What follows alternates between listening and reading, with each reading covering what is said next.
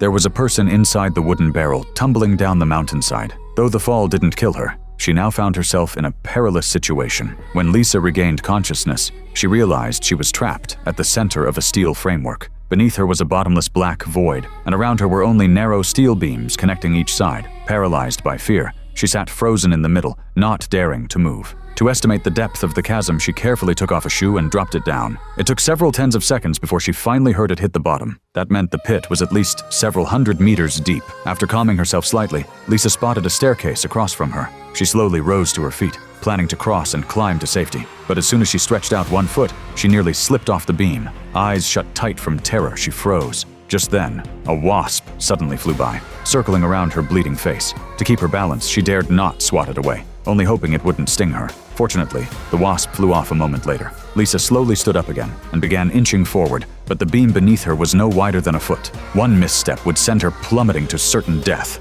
She spread her arms wide to maintain balance, but just as she reached the middle of the beam, she lost her footing and fell from the dizzying height. Instinctively, she managed to grab the steel girder, suspending herself in midair. Fighting her fear, she began inching sideways, hand over hand, toward the ladder. Pausing to steady her breathing, she mustered all her strength and started swinging her body like a pendulum, trying to launch herself toward the ladder. With a final effort, she leapt and managed to grab hold, but the old ladder couldn't support her weight. Rusted and decayed, it gave way, and Lisa plummeted into the darkness below. When she came to, she realized a net beneath her had broken the fall and saved her life. Not long after, Lisa spotted fireworks being set off above the pit. She quickly stood and screamed for help with all her might, but no matter how loudly she yelled, there was no response from the outside world. At that moment, she was like a frog trapped at the bottom of a well, helplessly staring up at the sky. Then she noticed a ladder bolted to the iron wall. She found a sharp piece of metal, cut through the net, and fashioned a makeshift climbing rope from a wooden beam. Swinging the rope upward, she hooked it onto the ladder.